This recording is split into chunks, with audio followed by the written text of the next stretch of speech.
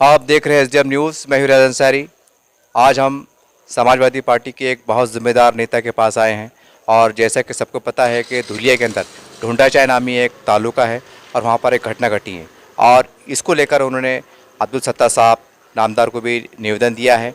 हमारा सरकार से भी उन्होंने बातचीत की है। चलिए पूरी घटनाक्रम को जानने के लिए और समाजवादी पार्टी इसके बारे में क्या सोचती है, क्या करने का आगे चल के इरादा रखती है, तमाम बातों को जानने के लिए मेरे साथ मौजूद है अब्दुल साहब। सब आपका पूरा परिचय दीजिए और ये पूरा घटनाक्रम क्या रहा जरा हमारे दर्शकों को बताइए। जी जी, मैं अब्दुल राव समाजवादी पार्टी महाराष्ट्र प्रदेश महासचिव तथा उत्तर महाराष्ट्र प्रभारी यानी खानदेश ऑब्जर्वर हूँ समाजवादी पार्टी का। आज हमने माननीय राज्य मंत्री अब्दुल सत्तार साहब महाराष्ट्र सरकार इनको निवेदन दिया है। ये धुलिया ज़िला के पालक मंत्री भी है। तो आज हमने निवेदन ये दिया है कि पिछले 31 तारीख को मगरिब के बाद दोंडाईचा एक बहुत बड़ा तालुका है धुलिया के अंदर और मिर्ची के लिए वो जाना जाता है। तो दोंडाईचा के अंदर लड़के लड़की के मामले के ऊपर झगड़ा हुआ और वो लड़का मुस्लिम था। तो लड़की के भाई ने जो है लड़के को पहले मारा, मारने के बाद फिर पुलिस स्टेशन में जमा कराया। जमा करने के बाद पुलिस वालों ने भी उसको मारा। फिर लड़के के माँ बाप पुलिस स्टेशन में ये इंक्वायरी करने गए कि भाई हमारे बच्चे को तुमने क्यों मारे। तो उसके बाद लड़के के वालिदैन को भी पुलिस ने मारे और उनको वहाँ पर बिठाए पुलिस स्टेशन में। ये सुनकर उनके रिश्तेदार, उनके महल्ले के लोग पुलिस स्टेशन में आए। तो उस वक्त करीबन 7, साढ़े 7 या 8 बज रहे होंगे। तो 50-60 लोग गए पूछने के लिए।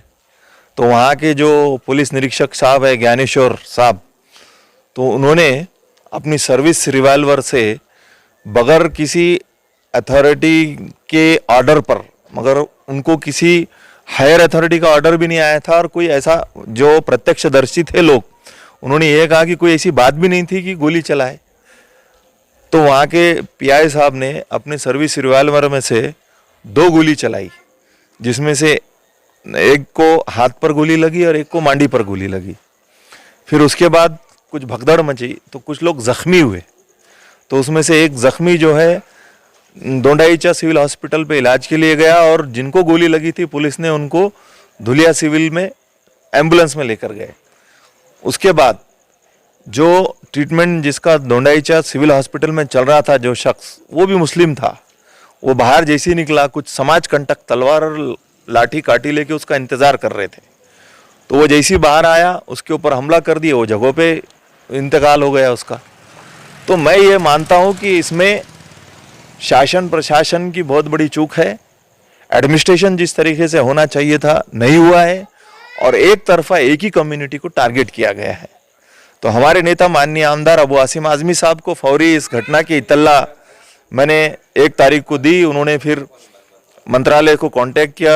आज उन्होंने डेट ली थी, लेकिन आज का जो वाक़या हुआ है माननीय गृह मंत्री साहब ने राजीनामा दिया है, इसलिए उनका टाइम नहीं मिल सका। तो आज उनके आदेश पर हमने धुलिया जिला के जो पालक मंत्री साहब है, राज्य मंत्री माननीय अब्दुल सत्तार साहब, इनको आज औरंगाबाद जिला अधिकारी कार्यालय में मिलकर हमने सविस्तर निवेदन दिया है। निवेदन में यह डिमांड की है कि ऐसे पियक्कड़ जो पुलिस वाले हैं इनके ऊपर कार्रवाई की जाए।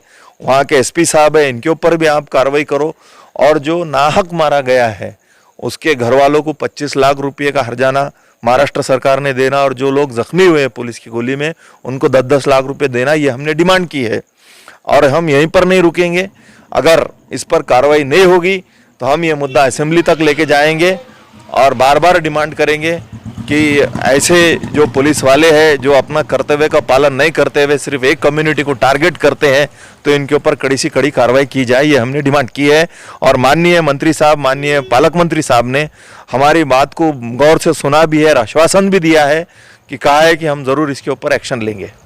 सर, क्या जैसा आपने घटनाक्रम की जानकारी दी और जैसा देश में वातावरण चल रहा है, तो क्या ऐसा माना जाए कि लव जहाद घर वापसी कहीं ना कहीं ये मामला इस कड़ी से जुड़ा हुआ है? आप ऐसा महसूस करते हैं? देखिए, मैं बखूबी जानता हूँ। मैं उत्तर महाराष्ट्र का प्रभारी मुझे माननीय आमदार अबू आसिम आज़मी साहब ने सन 2006 से बनाया है और मेरा बहुत जाना आना है। मैंने ये बहुत अच्छी तरीके से ऑब्जर्व किया है कि 1992 के बाद और गुजरात के फसादात के बाद ये दो ज़िला में काफ़ी तासुब बढ़ा हुआ है। हमेशा एक कम्युनिटी को ये लोग टारगेट करते हैं। 2017-18 में भी नंदुरबार के अंदर एक बिरयानी बेचने वाला गरीब आदमी, उसके होटल पे कुछ लोग गए थे और उसके पास खाना मांगे, उसने खाना दिया और उसको बगैर पैसे दिए कि वो जा रहे थे तो उसने पैसे मांगा तो उसके ऊपर पेट्रोल डाल के उसको जला दिया गया, मार दिया गया। तो ये तासुब बहुत बढ़ चुका है, मैं ये मानता हूँ। और कुछ लोग जातिवादी मेंटालिटी के जो ऑफिसर्स है इनको तुरंत हटाया जाए। जैसा कि महाराष्ट्र के अंदर माननीय उद्धव जी ठाकरे साहब एक अच्छी सरकार चला रहे हैं, उनके मंत्री भी अच्छी कोशिश, अच्छा प्रयत्न कर रहे हैं हर हाल में। ख़ास तौर से हेल्थ डिपार्टमेंट को लेके हेल्थ मिनिस्टर माननीय टोपे साहब, माननीय अमित देशमुख साहब ये बहुत मेहनत कर रहे हैं, रात और दिन मेहनत कर रहे हैं। लेकिन कुछ अपोजिशन वाले इनको कहीं ना कहीं टॉर्चिंग कर रहे हैं गवर्नमेंट को। और पिछले गवर्नमेंट के जो ऑफिसर जहाँ जहाँ है इस मेंटालिटी के, वहाँ पर ये प्रॉब्लम क्रिएट हो रहे हैं और वो खुद चाहते हैं कि ये गवर्नमेंट में कुछ ना कुछ प्रॉब्लम क्रिएट हो।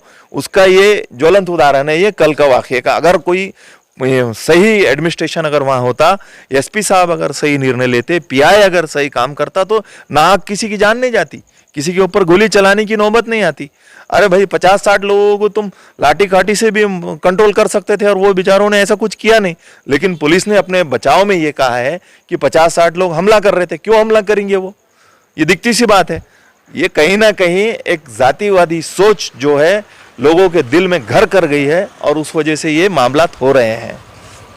सर एक सवाल ये भी है मेरा कि आपको नहीं लगता साहब इतना बड़ी घटना होने के बाद ये हमारी आघाड़ी सरकार में जो शिवसेना है, राष्ट्रवादी है, कांग्रेस है, जिन्होंने जिस तरह से एक्शन लेना चाहिए था वो एक्शन में नज़र नहीं आए, इसकी सबसे बड़ी वजह क्या मानते हैं आप? नहीं, माननीय पालक मंत्री साहब वेरी नेक्स्ट डे वहाँ पर गए थे, उन्होंने मुझसे कहा और वहाँ पर हमारे पार्टी के लोगों ने भी कहा। वहाँ के हमारे नगर सेवक है उत्तर महाराष्ट्र के अंदर, धुलिया में हमारे 2 नगर सेवक है, वहाँ पर वहाँ के जो पदाधिकारी है, तो उन्होंने मुझे कहा कि आए थे। और आज मैं जब मिला माननीय पालक मंत्री साहब को तो उन्होंने ये कहा कि हम ज़रूर इसके ऊपर एक्शन लेंगे। लेकिन आज जो हालत चल रहे हैं, जिस हालत में गवर्नमेंट ऑफ महाराष्ट्र परेशान है कोविड को लेकर, तो इसलिए ये थोड़ा सा मामला लिटिगेशन में जा रहा है ऐसा लगता है। लेकिन हमें उम्मीद है ये सरकार माननीय उद्धव जी ठाकरे साहब जो चीफ मिनिस्टर है और उनके मंत्रियों के ऊपर हमें बहुत उम्मीद है कि इसके ऊपर कुछ ना कुछ वो कार्रवाई करेंगे। ये थे अब्दुल रऊफ साहब, समाजवादी के बहुत जिम्मेदार नेता। और जैसा कि इन्होंने धुलिया कांड के ऊपर जो एक ढंडोचा नाम का जो ताल्लुका है और जो एक बड़ी घटना हुई है, बड़ा घटनाक्रम घटा है और एक बहुत शर्म की बात है कि आघाड़ी सरकार के होते हुए इस तरह से हो रहा है। तो कहीं ना कहीं जैसा इन्होंने जानकारी दी है कि सरकार को बदनाम करने के लिए कुछ ताकतें आगे आ रही है। तो हमारी भी सरकार से मांग है, मुख्यमंत्री साहब से मांग है, उदय जी से, कि देखिए ऐसे हो सकता है कि इसमें वो ताकतें जो आघाड़ी सरकार को बर्दाश्त नहीं कर पा रही है और वो नहीं चाहती कि ये आपकी युति बार बार चले, लंबा चले। हो सकता है कि इस तरह की घटना महाराष्ट्र में और घटे, इससे इनकार भी नहीं किया जा सकता। इसलिए गृह मंत्रालय को और मुख्यमंत्री साहब को और कांग्रेस राष्ट्रवादी पार्टी को इनका कर्तव्य बनता है कि महाराष्ट्र में इस तरह की घटना ना घटे। ये आप इसके लिए सक्रिय हो जाइए और चूंकि ये घटना घटी है तो इसके जो भी इसकी निष्पक्ष जांच होनी चाहिए और जो भी दोषी है इसके खिलाफ कड़ी से कड़ी कानूनी कार्रवाई होनी चाहिए, ताकि महाराष्ट्र के जितने माइनॉरिटी के लोग हैं, चाहे किसी भी धर्म के हो, उनका विश्वास आघाड़ी सरकार पे बढ़ सके। शासनापर्यंत आपण ते पोहोचवलेलं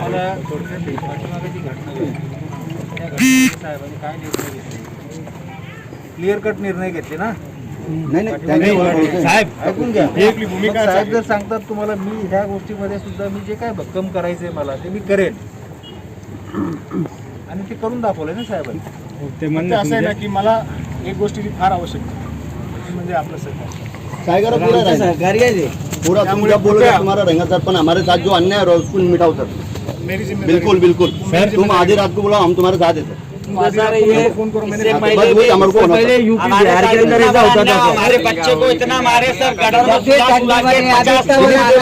क्लिप है ना, बाकायदा वीडियो क्लिप आई है सर उसकी भी। ठीक है, मैं ज्यादा बोलूंगा नहीं।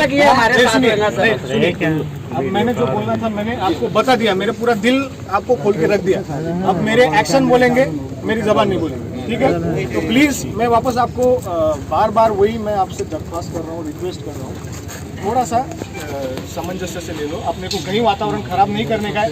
वातावरण खराब करने से ना जो चला गया वो वापस आएगा और ना उसको न्याय मिलेगा। हम लोग उसमें बिजी सब आत्मजोरी वाले सबके वातावरण खराब करेंगे, सब हम लोग आपसे मदद मांग रहे हैं सर।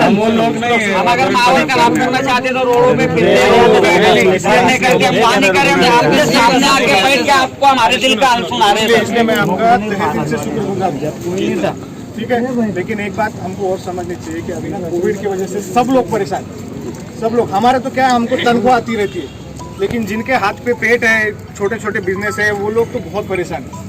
और अपन ऐसी गर्दी करेंगे फिर बाद में ये करेंगे ना, तो फिर मेरे भाई लोगों को मैं अभी क्या बताऊं। गोली मारने की वजह क्या थी? गोली कम मारते सर ये देखो अगर ये समय वो बात करने का नहीं। अरे सर है ना वो आनी बानी लग गई थी क्या सर?